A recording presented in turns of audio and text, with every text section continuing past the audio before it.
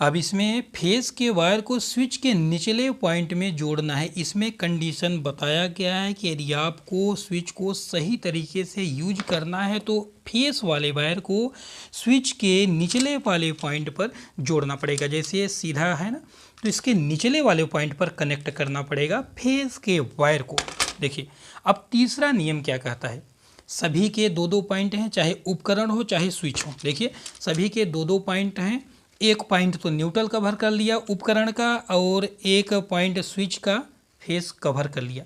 अभी एक point switch वाले बच रहे हैं और एक पॉइंट उपकरण वाला बच रहा है, जो कि तीसरे नियम में इसको कवर करना है। देखिए बचे हुए स्विच के पॉइंट को, यानी कि बचा हुआ स्विच का पॉइंट कौन सा है, ऊपर वाला पॉइंट है। बचे हुए स्विच के पॉइंट को बचे हुए उपकरण के पॉइंट से जोड़ देना है। अब उपकरण का पॉइंट अभी एक न्यूट्रल से तो कवर था, लेकिन अब क्या कह रहा है तीसरा नियम ये बोल रहा है कि बचे हुए स्विच के पॉइंट को, यानी कि स्विच का ऊपर वाला पॉइंट बचा है, बचे हुए स्विच के ऊपरी वाले पॉइंट को बचे हुए उपकरण के पॉइंट से जोड़ देना है। बोर्ड की वायरिंग कंप्लीट हो गई। अब हम इसको थोड़ा सा रखते हैं साइड में और थोड़ा सा और डिटेल में समझ लेते हैं। देखिए ये है उपकरण, ये है स्विच, ये है उपकरण, देखिए दोनों, और ये है स्विच।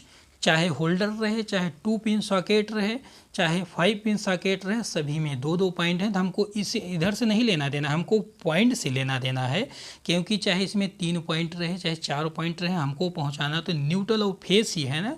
तो न्यूट्रल फेस जब दो ही हैं तो 2 पॉइंट में हमको जोड़ना है। अब देखिएगा पहला नियम क्या कहता है कि न्यूट्रल के वायर को सभी उपकरणों के, एक उपकरण है तो एक ही उपकरण से जोड़ देते हैं। देखिए ये हो गया न्यूट्रल, ये हो गया न्यूट्रल और ये हो गया फेस।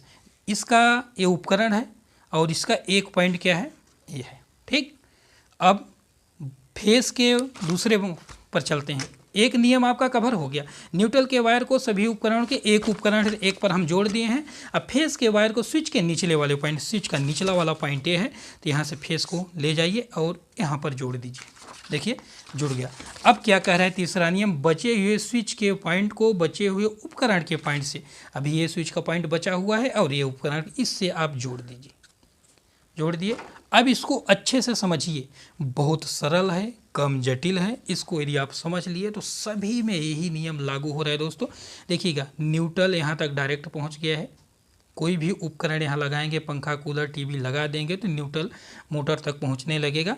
लेकिन जब फेस पहुँचेगा तभी वो चालू होगी। तो फेस को पहले हम स्विच में देंगे, स्विच से निकल करके यहाँ जाएगा। जैसे ही फेस मिलेगा तो पंखा वर्क करने लगेगा।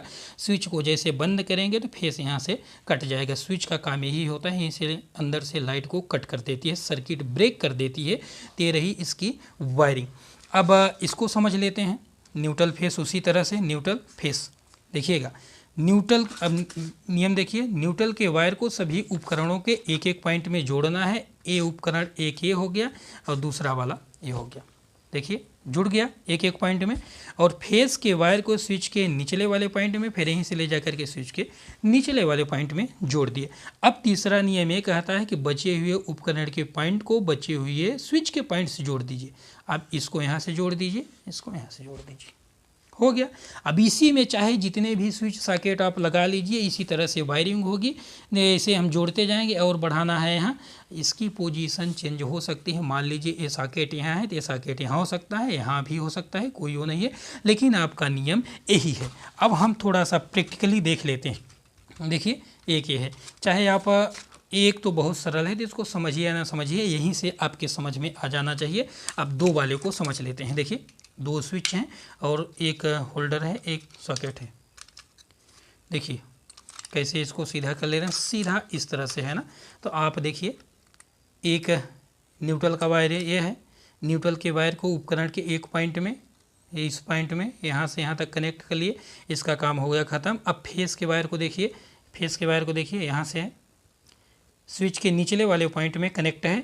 अब बचे हुए स्विच के पॉइंट को बचे हुए उपकरण के पॉइंट से कनेक्ट कर दिए। तो इस बटन से ये वाला होल्डर काम करेगा बल्ब वाला, और ये वाला इससे वर्क करेगा 5 पिन सॉकेट। तो आज के लिए इतना ही दोस्तों। अब जो इससे क्वेश्चन बन रहा है, जो सवाल आपके मन में चल रहा है, तो उस सवाल का जवाब आपको अगली वीडियो में दिया जाएगा, शॉर्ट वीडियो में चाहे लॉन्ग वीडियो में, जो जैसा क्वेश्चन रहेगा उसके हिसाब से। तो आज के लिए इतना ही। अब मिलेंगे अगले वीडियो में अगले टॉपिक के साथ, और इससे ज़्यादा स्विच सॉकेट और थोड़ा सा इससे जटिल समझेंगे। उसमें भी आपको ये नियम समझाएंगे। ये नियम आपके जुबान पर होना चाहिए, आप इसको समझ लीजिए, रटिए नहीं, रटने से कुछ होने वाला नहीं दोस्तों, समझ लीजिए। बाकी आपका जो बोर्ड वायरिंग है बहुत सरल हो जाएगा।